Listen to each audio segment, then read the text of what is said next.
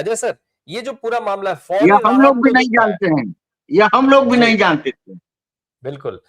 ये फौरी राहत तो दिख रही है, लेकिन क्या अपने स्वभाव के हिसाब से नरेंद्र मोदी और उनकी टीम मानेगी, अमित शाह मानेंगे कि अदालत इतने आराम से जो है एक ऐसे मामले में उनको छोड़ दे, क्योंकि उनके हाथ से तो बहुत बड़ा मुद्दा खिसक गया। मानेंगे ये सब? नहीं, स्वाभाविक सी बात है। देखिए, हमारे साथ में दो बड़े एडवोकेट्स बैठे हुए हैं। ऐसी स्थिति में मैं लीगल उस पर बहुत ज्यादा डिस्कशन करूं तो उसका कोई मतलब नहीं। निश्चित रूप से वो यदि चाहेंगे तो रिवीजन पे जाएंगे, और रिवीजन पे जाने का उनको अधिकार है, कानून ने ही दिया है। लेकिन मैं इसमें जो सबसे बड़ी बात है, जो सवाल उठ के खड़ा हुआ है, पीएमएलए एक्ट की धारा 3-4 के तहत जो बात उन्होंने कही है स्पेशल जज ने, उसमें बड़ा साफ साफ है, कोई इसके लिए किसी उसकी जरूरत नहीं है। भाई आप देखिए, सीआरपीसी की धारा 200 के तहत सुब्रमण्यम स्वामी ने एक जो है फाइल करी क्रिमिनल कंप्लेंट, जिसे हिंदी में परिवाद कहते हैं। और वो परिवाद जो दाखिल किया, इसलिए परिवाद दाखिल किया क्योंकि वो जानते थे उनके पास में असलियत में इन्वेस्टिगेशन के लिए इतने आधार नहीं है कि वो जा करके इस पे क्रिमिनल केस रजिस्टर करें। वो सीआरपीसी की धारा 156(3) में भी जा सकते थे कि हाँ एफआईआर दर्ज कीजिए, इसमें कॉग्निजेबल ऑफेंस है। क्योंकि वो जानते थे उनके पास असल में कुछ नहीं है, तो उन्होंने दाखिल किया और उसके बाद में खुद ही हाई कोर्ट से जाके उसको स्टे करा दिया। क्यों? जिससे लटका रहे। लटका रहेगा तो साहब ये होगा कि नहीं, केस पेंडिंग है, केस पेंडिंग है, इतनी हड़प ली, इतनी वो हो गई। मैं भी जिस दिन इनका परिवाद दाखिल हुआ था, शायद सबसे बड़ी देश में खबर है किसी अखबार ने छापी थी, जिस अखबार का मैं संपादक था, मैंने छापी थी। क्योंकि वो आरोप जो था, उस आरोप के आधार पे आज की डेट में मैं समझता हूं उससे ज्यादा बड़ी खबर छपनी चाहिए। लेकिन फिर मैं ये कहता हूं, ये टेक्निकल ग्राउंड पे हुआ है, ये इसमें मेरिट पे तो कोई डिस्कशन हुआ ही नहीं है, पहली बात। और मेरिट पे डिस्कशन होगा तो धज्जियां उड़ जाएंगी, इतिहास से लेके एक एक चीज आ जाएगी, और आएगा कि किस तरह से नरेंद्र मोदी सरकार ने इसमें खेल किया है। पॉलिटिकल मोटिवेटेड केस है, यह बात सामने आ जाएगी। क्योंकि यह संज्ञान न लेकर के उन्होंने इतने में खत्म कर दिया। क्या कॉग्निजेंस इसलिए नहीं ले रहे हैं क्योंकि इसमें एफआईआर सीबीआई ने दर्ज नहीं की थी, और जो पहली कंप्लेंट है जिसके आधार पे ये पीएमएलए एक्ट के तहत जो जांच करने की बात कही जा रही है, जब एफआईआर ही रजिस्टर नहीं हुई तो वो कैसे की जा सकती है? जांच करने का कारण ही नहीं उपलब्ध होता है। तो जब जांच करने का आधार ही नहीं है तो कैसे कर लिया? क्योंकि सीबीआई ने तो रिफ्यूज कर दिया था एफआईआर से। इसी बेस पर इसी ईडी ने खुद अपनी 2015 में ही अपनी जांच बंद कर दी थी, और फिर उसके बाद में नरेंद्र मोदी ने पीएमएलए एक्ट में संशोधन किया, और उसके बाद में फिर दोबारा से उसको खोला और जिस तरह से किया, तो सब कुछ सामने। और सुब्रमण्यम स्वामी, मैं तो उस आदमी से ज्यादा घटिया आदमी किसी को नहीं मानता हूं।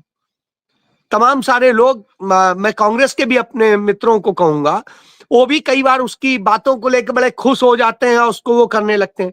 मैं तो गांधी के एक सिद्धांत को मानता हूं।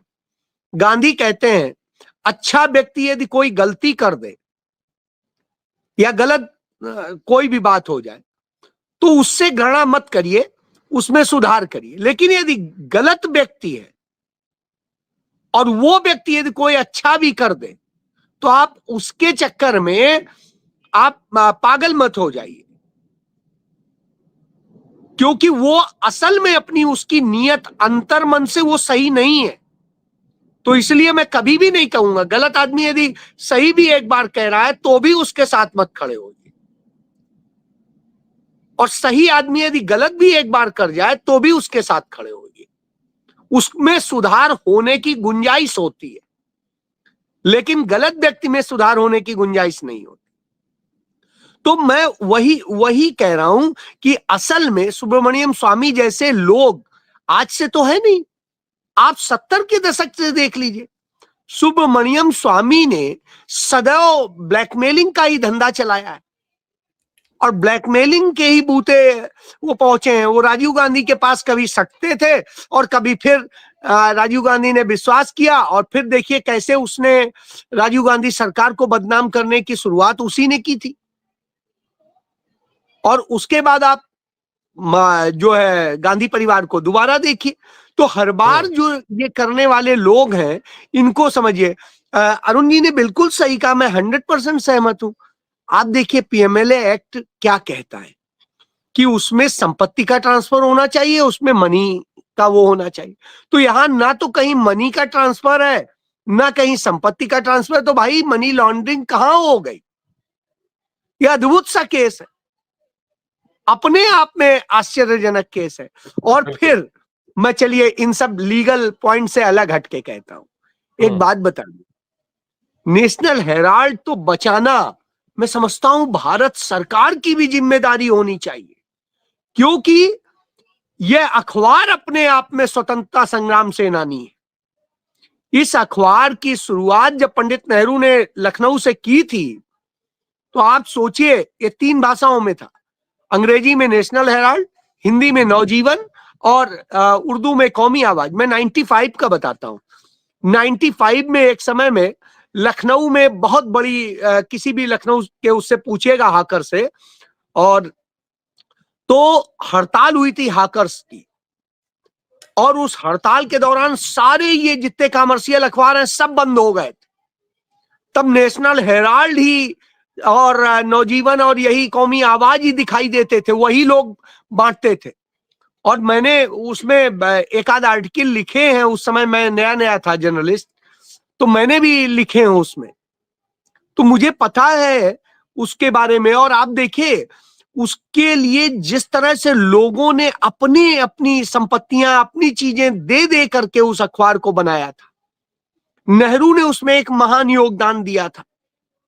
तो जो उन्हीं के परिवार का अखबार है उसे आप कह रहे हैं कि उन्होंने हड़प लिया, लूट लिया, खा लिया, पता नहीं क्या कर लिया। साहब उस कंपनी में कर लिया जिस कंपनी में वो चमन्नी ले नहीं सकते हैं, कोई लाभ नहीं ले सकते, कोई गाड़ी नहीं ले सकते, कोई दफ्तर नहीं ले सकते।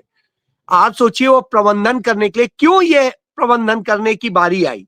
मैं यह भी एक बता दूं, इसके बाद खत्म करता हूं, कि नेशनल हेराल्ड का जो जब बनाया गया था तो एक सिद्धांत बनाया गया था, ये सरकारी इमदाद नहीं लेगा, और वो उनका सिद्धांत लागू रहा। तो नेशनल हेराल्ड कभी भी आर्थिक तौर पे बहुत अच्छा नहीं रहा, चाहे देश की आजादी के पहले तो बुरी हालत झेल ही रहा था, देश की आजादी के बाद भी कांग्रेस की सरकारों के दौरान भी उसे कोई वो नहीं था। तो उस अखबार को कैसे दोबारा जीवित किया जाए, चलाया जाए और आजादी के इस जो है स्वतंत्रता संग्राम सेनानी को जीवित रखा जाए, इसके लिए राहुल गांधी ने किया कि ठीक है उसके हम उसमें छेड़छाड़ नहीं करेंगे, हम ये करेंगे एक कंपनी इसके संचालन के लिए बनाते हैं, और जो कंपनी बनाएंगे वो जैसा कंपनी जो नॉन प्रॉफिट वाली कंपनी होगी और वह कंपनी इसका संचालन करेगी, मालिक नहीं होगी। तो अब जहां यह स्पष्ट है कि मालिक नहीं होगी, संचालन करने का दायित्व है उसका, तो ऐसी स्थिति में मनी लॉन्ड्रिंग कहां है साहब। पहली बात तो मेरिट पे बात हो तो खुद सामने आए कि हाँ किस तरह से इन्होंने धांधली की है। बहरहाल यही तो जो भी कुछ है ये सच है। और लेकिन मैं एक दुर्भाग्यपूर्ण भी कहूंगा उसी अदालत में, वो अदालत कह रही है कि राहुल गांधी या जितने 6 आरोपी हैं जो भी हैं, तो उनको हम वो एफआईआर जो दर्ज की है दिल्ली पुलिस ने उसकी प्रति नहीं देंगे। क्यों नहीं देंगे भाई? सुप्रीम कोर्ट का जजमेंट है कि ये पब्लिक डॉक्यूमेंट होता है, और एफआईआर जब पब्लिक डॉक्यूमेंट होता है तो देंगे क्यों नहीं, सर्व करना चाहिए। मुझे अपने आप में आश्चर्यजनक लग रहा है, क्योंकि 2 अच्छे बड़े वकील प्रैक्टिसिंग एडवोकेट हैं, एडवोकेट तो मैं भी हूं, लेकिन ये प्रैक्टिसिंग है, तो निश्चित रूप से मैं कहूंगा कि आप बताइए सुप्रीम कोर्ट का, तो ये तो सीधे सीधे जजमेंट है। तो जब अब इसके बाद में और ये कहा जाता है कि वेबसाइट पे आप लोड करिए 24 घंटे के भीतर, जिससे जो चाहे वो कर ले, तो आप एफआईआर की कॉपी क्यों नहीं देंगे? ये कौन सा जजमेंट है भाई?